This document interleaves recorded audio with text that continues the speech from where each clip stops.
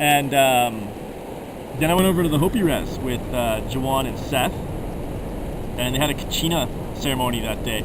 That was really interesting. I wasn't able to take any pictures of the Kachina ceremony because it's kind of like a sacred thing. But basically what it is like all these people, the Hopi people, get dressed up in these crazy costumes with masks and stuff like that. Sometimes they have representations of animals. Sometimes it's like sort of more spiritual things like the universe. That's kind of the main guy. And there was these crazy like women who were like the sex women, and they would like in the ceremony they'd like come around and like bystanders, they'd like kind of come up and like hump their legs, and of course like certain dudes would be more like hey, kind of like play along with it. It was kind of a comedy thing within the ceremony to keep it light. But yeah, so basically everyone goes into this, they do this like march around, and they take all the young people into this like house. All the houses are built of rocks. It's like so old school. You feel like you're like Calabria, where my dad came from, like 1800s, like so old school. And they go into this house, and I guess they do this thing, and then they like come up, and the kids have gone through their initiation phase or something like that. But it was really cool. But like I say, such old school architecture there. Like Juwan took me to where he grew up, and there's no electricity, no running water still. And we get there, and I'm just like, oh my gosh, like total. I don't know, man. I was like feeling it big time, like these rock houses type thing. And he takes us into this rock house where his sister's making like Hopi cornbread, piki, over this like actual fire. Like she just like takes this stone and spreads this blue cornmeal over it. It cooks, and then it kind of like goes together. And I had some. It's like really flaky, but it's like pretty good. And I was just like, wow, man. Like you guys are living for real here. Like no electricity, nothing. It was just crazy. I don't know, like I felt this real sort of like, this is what it's all about, like trying to find food and trying not to freeze to death. And that's like it, that's human, right?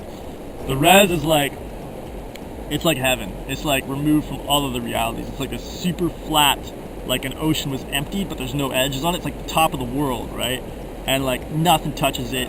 And you just feel like so peaceful there, like nothing is coming in. It's just like, it's like this pause in the world, this super flat, like grassland area. But within that, there's mesas, so they're kind of like cliffs that climb up, and that's where the villages get built, on top of those cliffs. So they're pretty amazing too. There's a bunch of villages. Juwan's is called Old Arribi, it's the oldest, but there's all these other ones as well that we went to, and that was like super cool. Probably got some visuals of that I can show you. So I stayed with him for like 3 days. Elaine is his wife, she's awesome, and Nana is their daughter. Super cool, like just awesome. It was so good to be there. So I left there after 3 days and came back here.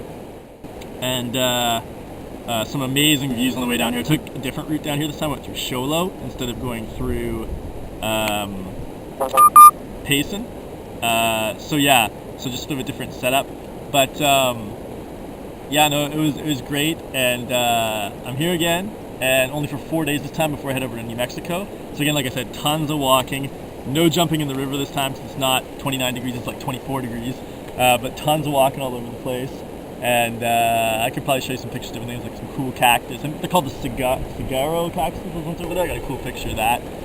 But yeah, just kind of like this month was an interesting one. It was sort of, I don't know, like a mix of the social, like the Flagstaff thing, and the camping thing. And it's kind of interesting because now I'm going on in New Mexico and Texas where I don't really know anybody. So it's back into like total unknown country. And I did some research into that to try to find the best places to camp at, whatnot, for free. So it'll be interesting. So we'll see how that one goes. But yeah, I think that's probably enough for now. Yeah. So there you go. That's Arizona for the month of February. On to New Mexico and Texas for March. New Mexico's too high to stay at, so I'm just doing hotel. Like when I stay there one night, and then into Texas, where hopefully I won't freeze to death and or get rained on in torrential downpours. Texas is a little different. You cross over the midpoint, and you're into the sort of more Atlantic, moist, tropical kind of climate. Stay on that west side, it's dry. So I'll get a little figuring to do, but it should be good. Anyway, enough babble. That's my Arizona month. Woo!